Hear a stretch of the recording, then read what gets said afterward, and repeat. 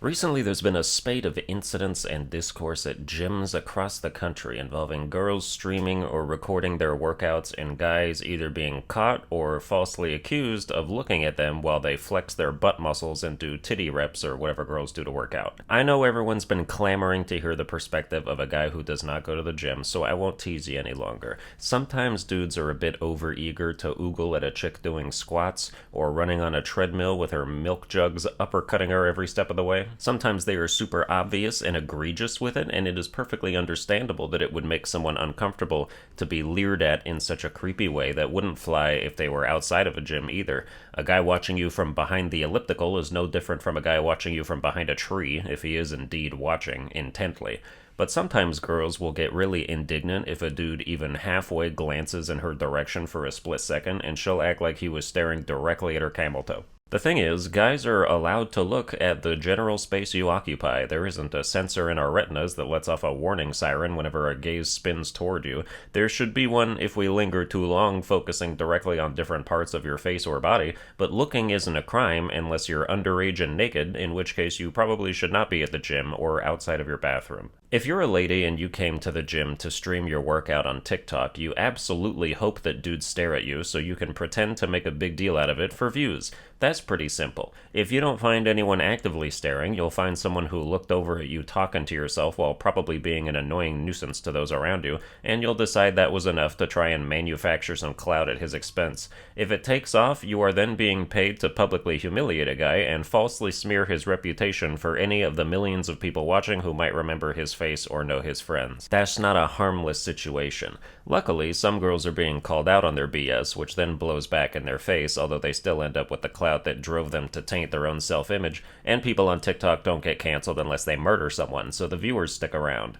Who lurks in those streams anyway? What is to be gained watching a random 19-year-old do push-ups? Wow, I could use this in my own workout routine. Look, now she's lifting weights. Everyone in there is a creep. The irony of that kind of clout-chasing stunt is she'd be in there calling out a dude for staring, while her entire audience of staring dudes goes, yeah, fuck that guy. Are you gonna do Kegels next? What part of the stream do you take a shower? Half the dudes in chat have their dicks out, but you'll try and ruin a guy behind you for reading your booty shorts. If you didn't want people to look, those shorts wouldn't say juicy. They'd say, don't bother me, I'm streaming, but people would still have to look to read it, so you'd be in a pickle either way. On the other hand, if I see a guy look at a girl he doesn't know and smile at her, I feel like I just witnessed a rape, so I get some of the female point of view too. Mostly because I'm jealous I could never do that. If I tried that shit and the girl just rolled her eyes and looked away, I'd probably roll into oncoming traffic. It's tough being the gender that's expected to make the moves, but sometimes you get lucky and they just walk over and pick you out of a lineup like you snatched their purse, one of the rare cases to be thankful you fit a description. I need to switch gears now and talk about my love of sushi. I am obsessed with it. It almost doesn't matter what's on the roll. I dunk the whole thing in soy sauce and eat it in one bite with a fork like a fucking maverick. Tuna, crab, snapper, eel, shrimp, oyster, fucking crocodile. I don't care. I want it. I especially love spicy sushi. I think it's actually become my favorite food in the world. I'm not much of a wasabi fan specifically, but if I get an inherently spicy roll, I wish I could have 30 pieces. If I was rich, I would tell the waiter, hey, I'll give you guys $100 if you put one of each kind of roll on your menu onto this plate and let me suck it down my gullet like an obese pelican. My mouth is watering typing this and is no doubt watering again speaking it. I even want to try fugu, and that shit will kill me if it's not prepared perfectly. Death by sushi sounds like the loveliest way to go, though. Even if I'm being poisoned to death, at least I could die in tasty bliss. I don't know what to do on YouTube anymore. This isn't like some doomsday I'm quitting thing. I just no longer understand what videos are going to be popular and which ones won't. My last boss ranking for Final Fantasy XVI underperformed in a major way. I was hoping to break 1 million views on it, which sounded super reasonable, given the game's popularity and the view count of other rankings I've done of popular games, but it's been almost a month and it's sitting comfortably at like 12k. Whereas a random video I made where all I did was play Disney Speedstorm when it first came out got twice the views. I don't really get what people, specifically my subscribers, want, or what the algorithm is smoking. I'm not worried about the kind of subscribers who would comment on this video and tell me what they'd like to see more of in response to what I just said. because you're not who I'm struggling to reach. You're here. You gave the view. You're engaged to some degree if you watch long enough to hear this part, and not to be overly presumptuous, but all I have to do to keep you around is continue to do what continues to bring you to my channel, whether it's Stream of Consciousness or some other series or just being myself in videos. The subscribers I can't reach are the ones who wouldn't click on a video like this, who will never hear me mildly lament their apathy or growing disinterest. Nobody's wrong for liking what they like. I just wish I knew what that shit was that made them subscribe like 2 years ago or however long that isn't translating to my other content. I'm trying to make this not sound pathetic because I have seen other YouTubers make these kinds of statements and sound very pathetic, but when even a boss ranking of a highly anticipated game is getting snoozed on, I'm not sure what I can do to rouse people from their infinite slumber. Don't get me wrong, I still like the videos I've been making, whether I'm just showing off a game or doing stream highlights or scripted videos, but it makes me wonder what I gotta do to rekindle some of that audience flame, you know? How do we get these extended nappers excited about Sunburned Albino again? How do I get the algorithm to accept me as more than just a one-night stand? I need a new gimmick. But Souls game drinking games are not proving to be a worthy substitute. I'm still going to do them though, because they're fun. To me, the issue isn't the quality of content in general, because people have to click on the video first to even tell if it's good or not, and that's what they're not doing. It would be one thing if I started doing a thing, and the first video of it had a ton of views, but then it dropped off dramatically because people decided it sucked or wasn't interesting. But what usually happens is I start a series, and not many people click on it to begin with, because I guess it doesn't grab them. My retention rate is great though. It's like being a fisherman who rarely gets a bite, but when he does, he never lets it escape, and then he eats it raw right there on the boat like a kitty cat. I'm 29 years old.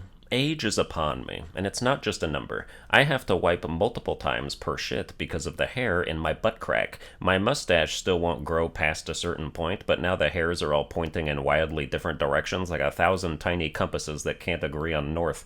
My regular hair isn't coming back as fast. I can no longer afford to shave it on a dare for some cash, cause it might just decide to up and leave forever. I've also come to the gruesome and terrifying realization that my historically high metabolism is starting to get complacent. I hadn't weighed myself since I moved out 7 months ago because I don't own my own scale, but I went to my parents recently and used theirs, and it felt like a doctor was telling me I had fat cancer. I weighed 127 pounds in high school and was hovering around 136 for the past few years, as far as I recalled. Now I'm at 156. I'm still technically skinny, but my face is noticeably rounder and I have a belly. I look like an anorexic Bert Kreischer. I look like a toddler whose body never changed as he grew up. I'm shaped like Roger from American Dad. For the record, my condemnations about my weight apply only to me. Don't use my attitude toward my own numbers as a metric to judge yourself against. I'm not saying 156 is fat for everybody. It just is for me based on where I used to be and where those pounds are actually going, which is nowhere helpful. Whenever I finish a meal, if you look at my stomach, you'd think I just ate a soccer ball. I have to avoid laying down in fields because someone might run up and kick me. Speaking of dads, my 60-some-odd-year-old father has been on a diet and working out for the past couple months, and now he's only 20 pounds heavier than me. He used to be over 200, and now he's in the 170 range and still going. I will perform gastric bypass surgery on myself before I let my dad ever weigh less than me. That just cannot be allowed to occur, because if it does, I promise you the shame will make me double in size within a month and I'll have to start playing World of Warcraft. It might sound like poetry that a guy like me who's made countless fat jokes about other people over the years would start to trend in that direction himself, but it clearly isn't stopping the jokes from happening. I'm just turning the gun on myself and pulling the trigger until the mag is empty, or I swallow it by accident. The gym stuff in this episode was written 2 weeks before this part, and I'm getting nostalgic for the blissful ignorance of joking about not going to the gym without realizing how sorely I could use it. I still thought I was 136 until yesterday. You know how pregnant women will sometimes fall down the stairs to terminate the pregnancy? Is there any chance that works with belly fat too? I'm feeling a little clumsy. Guess it's time to start counting calories and still finding excuses not to work out. Well, that's going to do it for this episode. I hope you enjoyed it. If you did, you can like, share, and subscribe. Watch all my other videos while balancing on your tummy and pretending you're skydiving, and I'll see you guys next time.